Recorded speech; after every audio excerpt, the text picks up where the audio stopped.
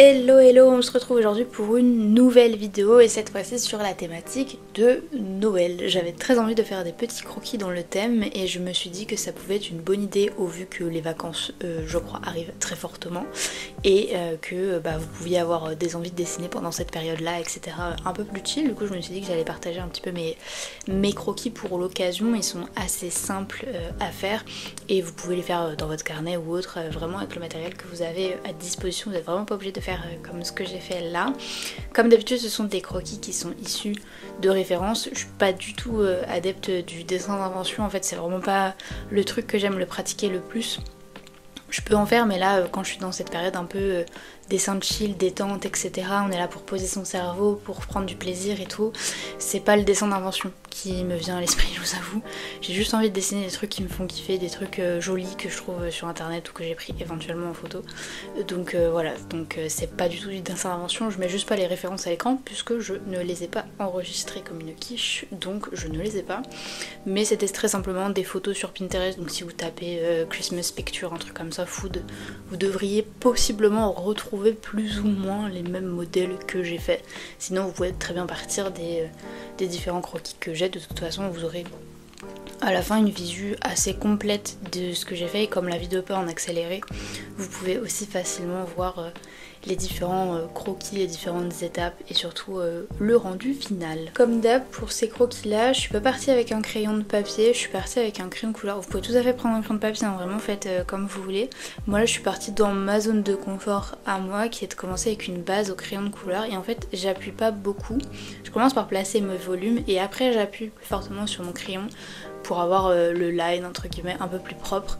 Comme je déteste faire la partie line propre, vous savez, avec un feutre noir, c'est vraiment pas le truc que je préfère parce que j'ai l'impression de refaire ce que j'ai fait. En fait comme ça au moins ça me permet un peu de rapprocher des étapes et j'ai pas l'impression de perdre mon temps ou autre. Je suis quelqu'un qui a pas beaucoup de patience dans la vraie vie, donc si jamais vous êtes comme moi, sachez que c'est une pratique quand on arrive à plus ou moins à maîtriser, poser ses volumes et faire son croquis rapide qui est assez pratique en réalité. Donc voilà, j'utilise un crayon de couleur en dessous pour l'utilisation. Le crayon de couleur en question, c'est un crayon de couleur aquarellable mais n'importe quel crayon de couleur en fait marche. Là j'ai utilisé ce... Alors j'essaie de prononcer le nom. Je crois que c'est Albert Dutch, je crois, Albert Dürer, je crois, un truc comme ça. Vous savez, c'est les crayons aquarellables de chez Faber-Castell dont personne n'arrive à prononcer le nom. Voilà. J'ai une petite boîte de 36, franchement ça suffit largement je trouve. Et du coup c'est ceux que j'ai utilisés, là en l'occurrence je crois que c'est un marron foncé de mémoire. Et je fais mon croquis comme ça de base sur le personnage slash le dessin que je veux faire et après je passe à la colo. Et je me suis dit que cette fois-ci c'était intéressant encore plus de filmer puisqu'on me pose très souvent la question sur comment je fais ma colo au stabilo. Alors vous avez commencé déjà un peu à le voir à l'écran mais en fait il y a vraiment... En fait on dirait que c'est un peu sorcier en disant je fais une colo au stabilo, mais à l'heure actuelle comme les stabilos il y a beaucoup de couleurs assez proches finalement des feutres classiques, en réalité je m'en sers comme un feutre classique, c'est un peu juste ça. La seule différence c'est que c'est une mine biseautée, donc ça comment dire vous limite un peu dans les styles de colo. Je fais quasiment pas de dégradé en fait avec. Je superpose juste les couches les unes avec les autres, c'est un peu comme ça que je fonctionne et soit voilà j'utilise la pointe assez fine pour faire des traits fins, soit du coup ma colo c'est plus des gros blocs si vous voyez un peu de couleur, mais il y a très peu de dégradé parce que l'encre sèche relativement vite, elle est pas faite pour ça. Donc ça fonctionne un petit peu comme ça. Pour vous donner un ordre d'idée, j'ai la collection complète des stabilos, donc le grand set. Moi j'avais acheté, vous savez je crois qu'il y en a, c'était une vingtaine dedans, ou un peu moins, je sais plus, je m'en rappelle plus. En fait je me souviens juste du prix, j'avais payé 23,99€ sur Amazon, c'est le seul souvenir que j'ai. Et les stabilos ils sont la tête dans un truc en plastique noir comme ça. Bon j'ai jeté le truc en plastique, mais au moins là j'avais toutes mes teintes de stabilos, donc il y a les classiques, hein, les fluos, mais je vous avoue que même quand j'étais en études j'utilisais pas les fluos parce que je trouvais qu'ils étaient un peu trop criards en termes de teint. J'étais une grande adepte déjà des couleurs pastel qui étaient sorties, enfin quand elles sont sorties parce que elles étaient sorties quand j'étais en études et c'était banger, trop bien. Donc j'avais déjà celle-là, mais sur ce set là il y avait pas mal de couleurs et j'utilise un peu cette technique depuis plusieurs années maintenant. Je crois que j'ai commencé à faire mes colos Stabilo en 2023, quelque chose comme ça, quand j'ai acheté ce set là justement, et je faisais beaucoup de... Je faisais pas forcément... J'ai fait quelques foods, mais je faisais aussi beaucoup des décors avec, parce qu'il y avait beaucoup de vert, de bleu, etc. Ça portait vachement bien, mais il manquait des marrons. Il n'y avait pas de couleur terre, etc. Je crois qu'il y a un gris dans le set, ce set là il y avait un gris, mais c'est tout, mais il n'y avait pas les autres couleurs, donc ça manquait un peu. J'essayais un peu de... Je mettais du orange et je jouais beaucoup avec mes crayons de couleur pour essayer de doser, ou alors système DDD, prendre de l'aquarelle, mais ça me faisait un peu m'éloigner avec ce que je voulais. Et je crois que c'est l'année dernière ou cette année, je sais plus, ils ont sorti un autre petit set, cette fois-ci vous en avez 6 dedans je crois, dont la collection s'appelle un peu je crois terre, un truc, enfin quelque chose comme ça, et ce sont que des marrons ou des couleurs désaturées. Donc il y a un vert kaki, et là il y a en fait tous les marrons que j'ai utilisés, ou les gris chauds, gris froids, les trucs comme ça, les verts un peu foncés, ces teintes là je crois non il n'y a pas de bleu foncé, je sais plus, je m'en rappelle plus. Mais vous voyez c'est un peu ces teintes chaudes, nature, qui ont été sorties il n'y a pas si longtemps que ça. Alors j'ai galéré à les trouver en boutique. J'ai fini par les trouver dans une papeterie, mais il n'y en avait vraiment pas disponible. Je pense que vous les trouvez facilement sur Amazon maintenant, mais même si vous êtes dans les Cultura, les trucs comme ça, si vous en avez autour de vous, je pense que vous les trouverez. Et c'est au même moment ils ont sorti le fameux Stabilo noir, donc il était pas dans le set et j'ai acheté en plus, donc je l'ai. Mais je vous avoue que en fait je pense que c'était plutôt un caprice pour avoir la collection complète, parce que je l'utilise très peu souvent. Et d'ailleurs, fun fact, je l'ai eu dans mon calendrier de l'Avent que j'ouvre en ce moment sur mon Insta, qui est le calendrier de l'Avent Pen Store, qui est une boutique en ligne. Et ils ont sorti le calendrier de l'Avent un peu style pour les dessins, quelque chose comme ça. Donc il y a de l'aquarelle, de la peinture et des crayons, parce que c'est Pen Store. Et du coup il y avait le noir, et quand je l'ai montré dans ma story, on m'a expliqué du coup à quoi servait le Stabilo noir, et apparemment était très utilisé si jamais vous voulez censurer des documents, des papiers un peu officiels, les envoyer, etc., que vous voulez cacher vos infos. Apparemment c'est très pratique pour faire ça, parce que le noir pour le coup il est vraiment noir, opaque. J'ai pas envie de dire que j'ai jamais vu un feutre noir comme ça, mais au moins c'est un vrai noir. Donc j'ai appris il y a quelques jours à quoi servait le Stabilo noir, donc si jamais vous en avez besoin, sachez qu'il existe et qu'il est absolument très bien. Donc voilà, tout ça pour dire que effectivement j'ai aujourd'hui la collection complète que j'ai achetée au fur et à mesure. Je pense que du coup l'avoir l'entièreté des Stabilos ça va coûter une trentaine d'euros, quelque chose comme ça. Donc c'est à vous de voir si vous avez envie. Maintenant vous pouvez aussi acheter quelques teintes, parce que si les fluos tout ça, ça vous intéresse pas, on les sape, mais au moins vous prenez les teintes qui potentiellement peuvent être assez intéressantes si vous voulez faire des colos, donc les oranges, l'espèce de rouge par exemple, le vert, les marrons, les tons chauds, etc., les bleus. Moi je sais qu'il y a aussi, donc il y a les fluos que j'ai dit que j'utilise pas, et il y a des fois des teintes très foncées, il y a un rouge, un rose foncé, en fait il ressemble beaucoup à un autre, donc je sais que je l'utilise pas parce qu'il fait un peu doublon. Mais voilà, vous pouvez aussi sélectionner très bien les couleurs que vous voulez utiliser, de la même manière en fait que vous utilisez après des feutres de façon entre guillemets classique, et vous pouvez faire vos colos assez facilement. Bon, il y a un petit désavantage quand même, c'est que les Stabilos c'est assez gros, donc si vous avez l'entièreté de la collection, il faut une grosse trousse, voilà, c'est tout. Mais moi ce que j'aime beaucoup c'est que je me cantonne en fait vraiment qu'à ces couleurs là, et ça m'oblige un peu à réfléchir par rapport au modèle à comment je dois superposer mes couleurs pour arriver plus ou moins à la teinte qu'il y a en face. Et ça paraît un peu compliqué comme ça, mais en fait par rapport à une collection de feutres où je vais avoir beaucoup de teintes, je pense par exemple au UU, où j'ai un set avec beaucoup de couleurs, en fait là d'être beaucoup plus limitée, je sais pas pourquoi, ça me détend. C'est contre-intuitif, je sais, ça me détend, et je trouve ça beaucoup plus simple. J'ai l'impression que c'est plus facile pour moi, c'est moins stressant, c'est moins angoissant. Je pense que c'est vraiment propre à chacun pour le coup. Mais je sais qu'au moins j'ai pas à me casser la tête à chercher dans tous mes feutres la teinte qui se rapprochent le plus quand je veux faire un modèle, etc. À passer des fois beaucoup trop de temps à regarder mon nuancier et à me dire qu'est-ce que je dois prendre. Alors que là en fait, comme j'ai mes couleurs de base, et que je les connais quasiment par cœur à l'heure actuelle puisque je les utilise très très souvent en vrai, bah je sais que quand je vais prendre tel stabilo ça va être pour faire ça, l'autre ça va être pour faire ça, etc. En fait je réfléchis plus et comme la quantité est beaucoup plus limitée, bah en fait ma réflexion elle est beaucoup plus simple et aujourd'hui c'est plus facile.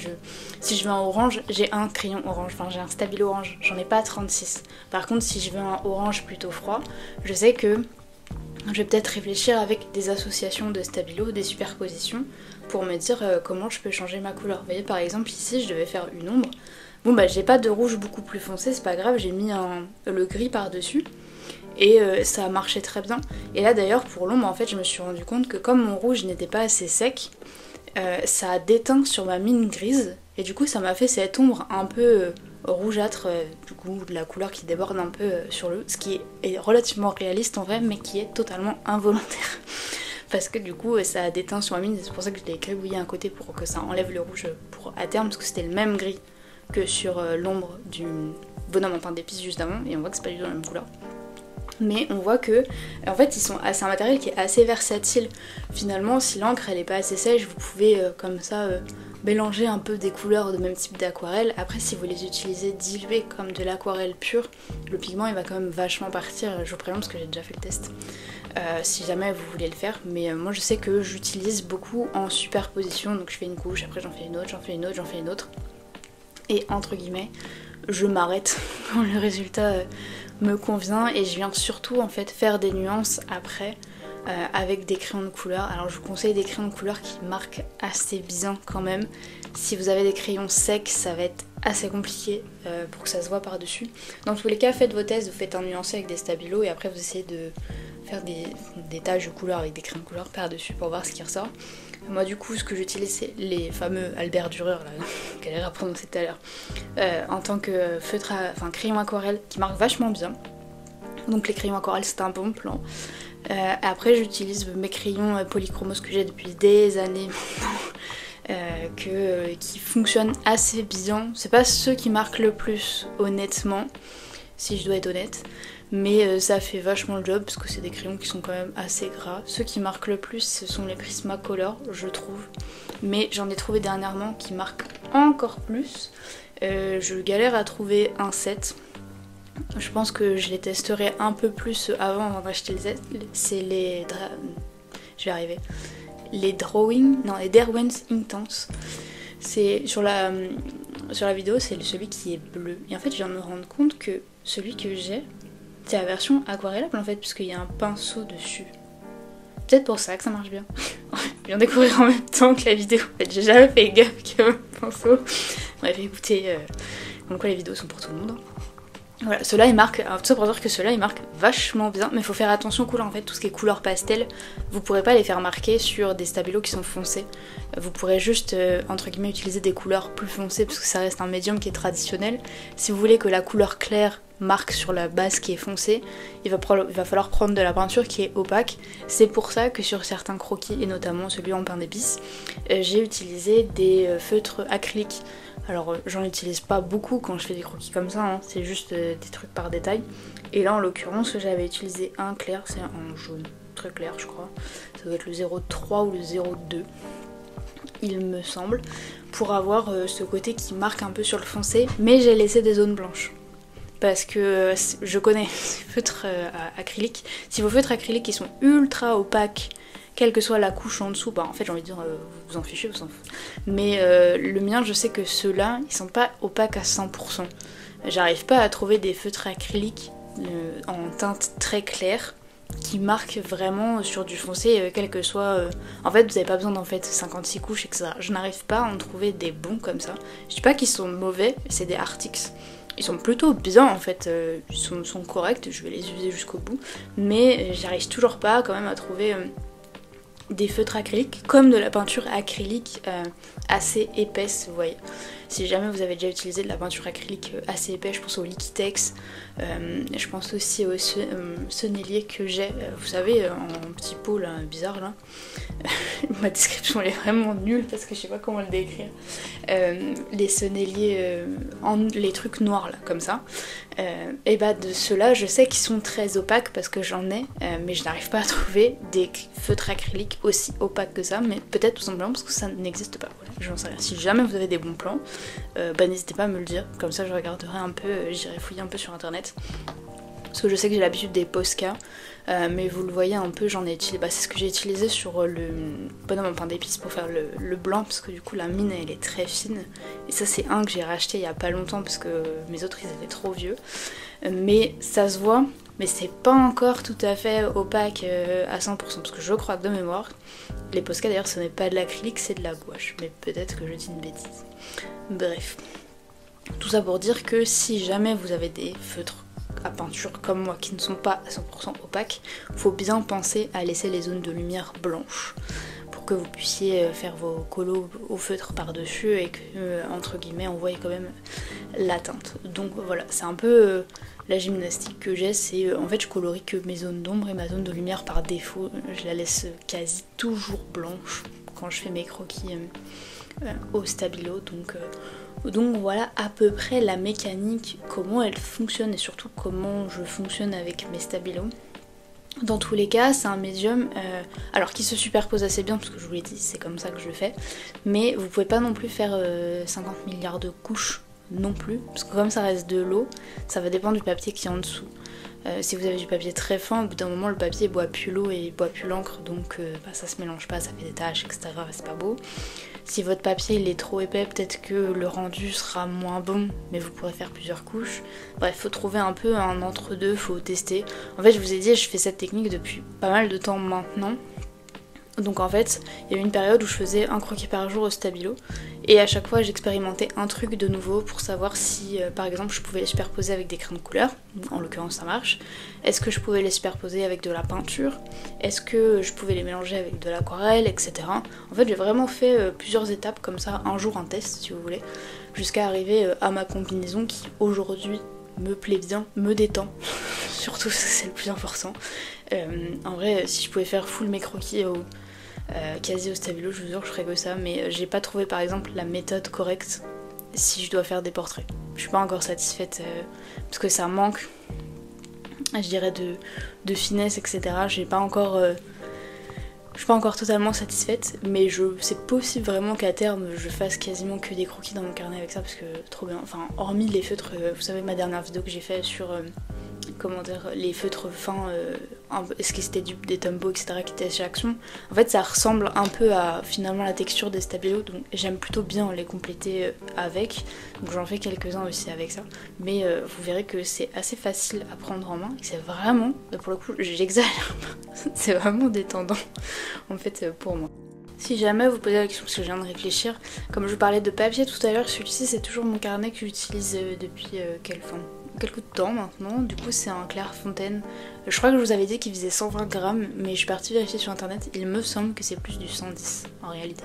110 grammes, papier blanc, le mien c'est un cube, je peux pas vous donner le lien parce que je n'arrive pas à le trouver. Je sais que le mien j'ai acheté sur un Carrefour, en fait une grande surface, et je l'ai trouvé, mais j'ai impossible de trouver l'équivalent sur Amazon ou autre, donc si un jour je retrouve, je vous mettrai, ou si je le rachète dans le Carrefour en question, et qui toujours je vous mettrai la référence si jamais ça vous intéresse sur mes réseaux.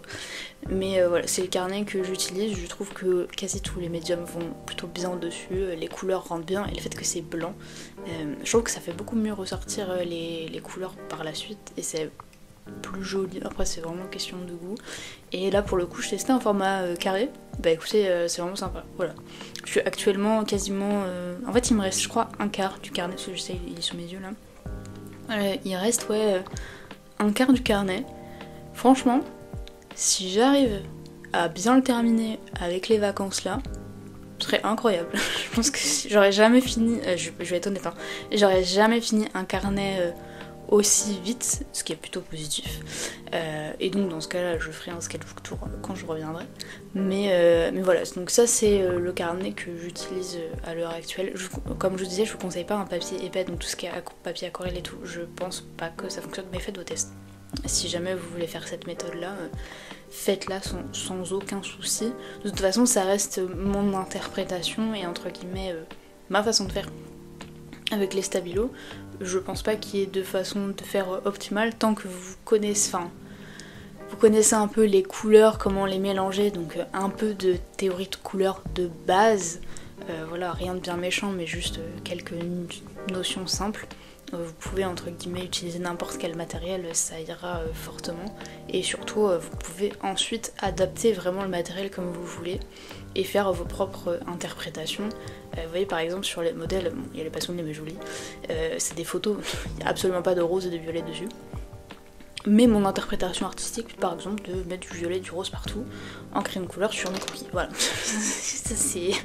c'est un de mes trucs. Et comme c'est un peu gras, c'est clair mais c'est un peu gras, donc ça se voit un peu sur le stabilo mais pas trop, bah voilà, c'est mon kiff. Donc ça fait partie vraiment des petits trucs que on acquiert avec du test et c'est totalement faisable avec n'importe quel médium, en plus des stabilos que je présente entre guillemets aujourd'hui.